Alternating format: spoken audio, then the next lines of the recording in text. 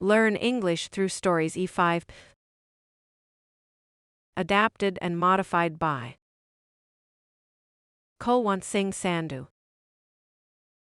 Contents. 1. Who was the happiest of them all? 2. Guru Nanak 3, grammar page. 1. Who was the happiest of them all? By Sudha Murty. Meenu was upset. She pouted and sulked and would not talk to Grandma. But how can any child be angry with Grandma for very long? Their grandmother was just too loving and affectionate for anyone to not tell her what was wrong. Grandma, it's been 3 days and you have not told a story about a king yet. Meenu grumbled. Grandma nodded. It's true, Meenu. That was my fault. I should have told you a story about a king right away. And I want a good, nice king who does good, nice things for his people, not horrible things like punishing them and jailing them. Meenu sat straight and demanded. All right, dear, here's a king, just as you wanted. And Grandma began her story. King Amrit loved his people and looked after the affairs of his kingdom well. His minister Shandon was a wise man who helped the king in his work tirelessly. One day, King Amrit and Shandon were taking a walk on the terrace of the palace. The terrace offered beautiful views of the surroundings and they could see far into the distance. They spotted the weekly market from up there, with people in colorful clothes buying and selling all kinds of things. There was plenty to buy and people had money to buy too. There were no poor people to be seen anywhere. The king watched with a smile on his face. He was delighted to see the prosperity of his kingdom. Like any good ruler, he was happy when his people were happy. He turned to Shandon and said, "See how contented my people are, but I want to check this firsthand by talking to them tomorrow. Summon people from all walks of life to the court, and I will ask them myself how they are doing." Shandon was used to the king's strange requests, so he nodded and went off to carry out this order. The next day, the king arrived in court humming a happy tune to himself.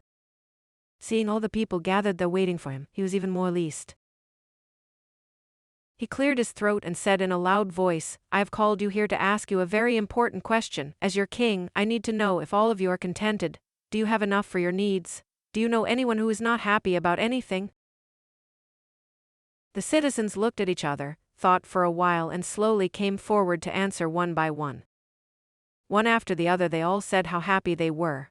Their kitchens had enough food, their trades and businesses were doing well, and the king had made them feel safe. The farmers had grown good crops and the rivers and ponds were full of fish. What more could they ask for? The king became more and more pleased as he heard this. Only Shandon, his minister, watched and heard everything with a frown on his face. Why?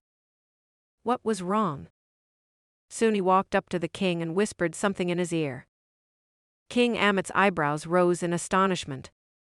Surely, Shandon could not be serious. But he looked at the minister's face and found no trace of this being a joke. He turned back to the court and made a most unusual announcement. "I am delighted that all of you have said you are happy, but I want to test this. Tomorrow, I want all the happy people of this kingdom to come and meet me in the royal gardens, but I have a condition. All of you will have to enter the garden from the main gate, walk across and meet me by the gate at the rear of the garden. I will wait for you there. When you enter the garden you will be given a sack each, and you can pick whatever fruits or flowers your heart desires." An excited buzz broke out among the crowd. It sounded like a lot of fun. No one was usually allowed to enter the king's special garden. He had planted trees from all over the world in that garden, and it was said to be filled with all kinds of beautiful and strange plants. Right on time the next day, everyone gathered at the gate of the garden. At the time the king had told them, the guards opened the gates and handed out the sacks. Men, women and children started roaming around the beautiful garden. They spotted juicy apples and plump mangoes hanging from trees. They picked these till they saw ripe pomegranates bursting with juice, grapes and colorful flowers no one had seen before. People went about picking whatever they wished for and filling their sacks with them. But as they walked further into the garden, it became wilder, more like a forest, and there they saw trees laden with apples of gold, mangoes of silver, and flowers studded with gems and jewels. Everyone emptied their sacks of the fruits they had collected earlier, and started madly filling them up with these precious fruits and flowers. They all forgot that they had said they had more than enough for their needs at home. Greed took over their minds, and all they could think about was adding more and more valuables to their sacks. The fruits which they had picked earlier, and had tasted to be as sweet as nectar, now lay in heaps around the garden, forgotten and left to rot. Then, with their sacks filled right to the top, the citizens made their way to the rear gate of the garden where the king was waiting. But what was this? To their astonishment, they found a raging stream stopping their way. Water gushed down from behind some rocks and rushed over pebbles and big boulders through the garden. The stream was narrow, but the current was strong. There were no boats to take the people across. The only way was to swim. But how could they swim with such heavy sacks filled with gold and silver fruits?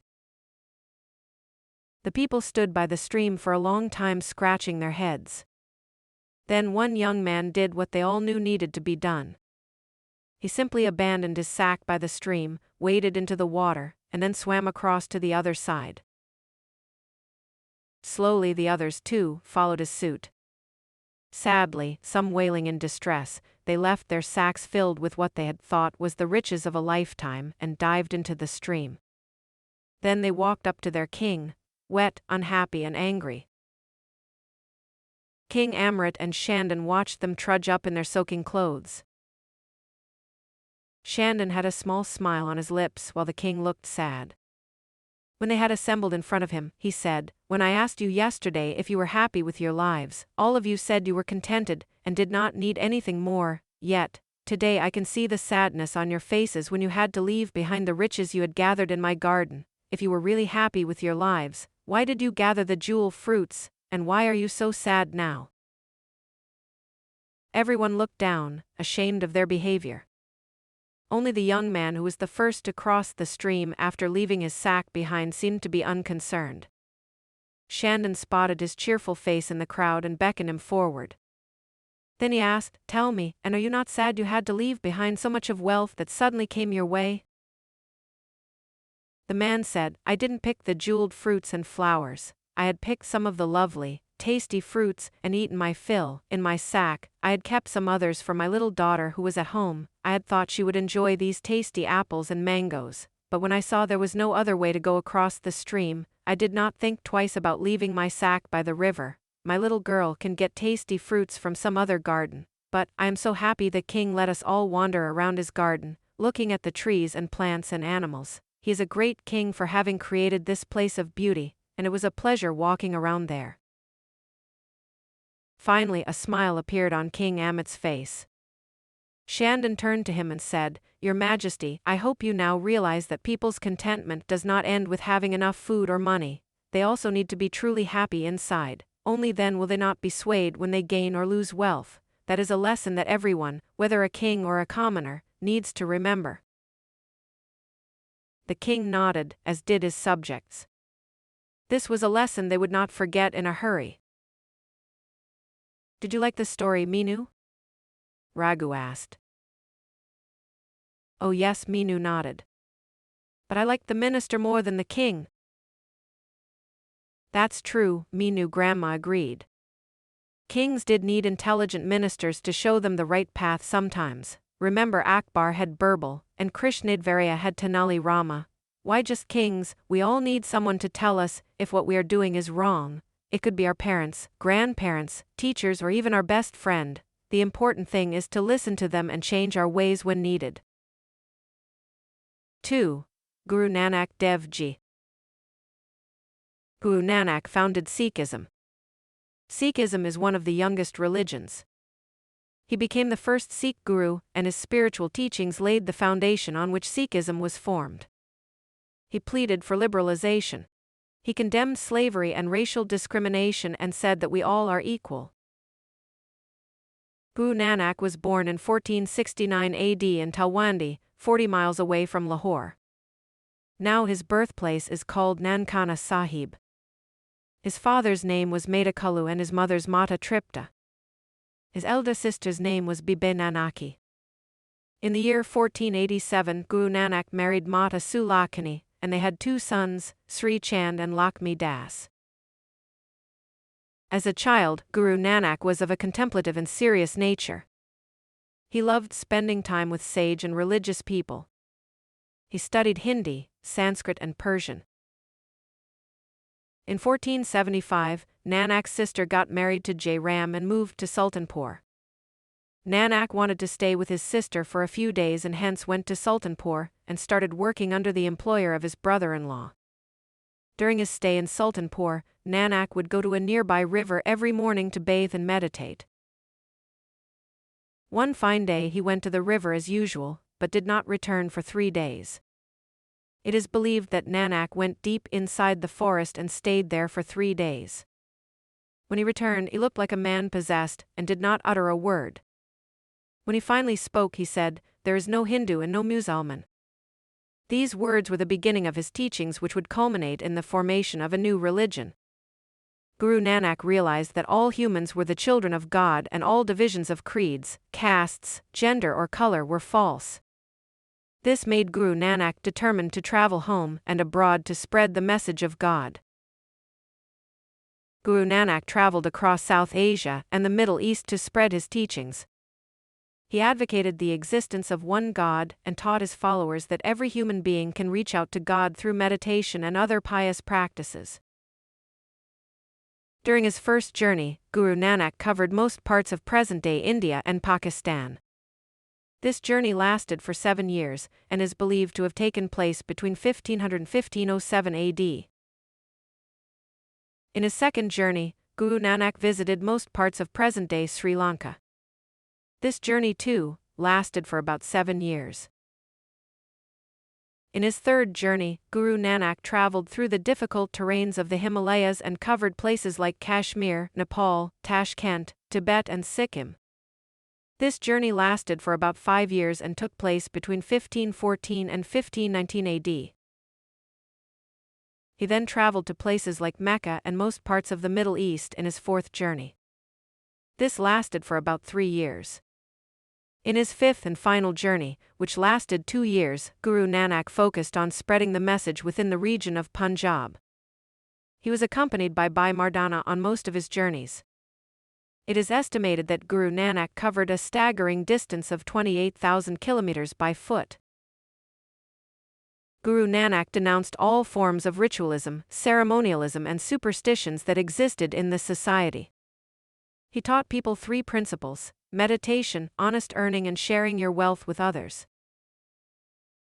He also warned people not to clutch to ordinary human traits, such as lust, rage, greed, attachment and conceit, collectively known as the 5 thieves. After traveling extensively for about 25 years, at the age of 52, Guru Nanak settled at Kartarpur. There he rejoined his family and continued to preach from there. Eventually he breathed his last in 1539 and merged with eternity. Guru Nanak is one of the most important religious figures to have contributed to women's empowerment in India. Guru Nanak appealed to his followers to respect women and to treat them as their equals. He said a man is always bound to women, and that without women there would be no creation on earth. Guru Nanak wrote more than 900 shabads, hymns, during his lifetime, and they are all included in the Sri Guru Granth Sahib. There is, but only one God. 3. Grammar page.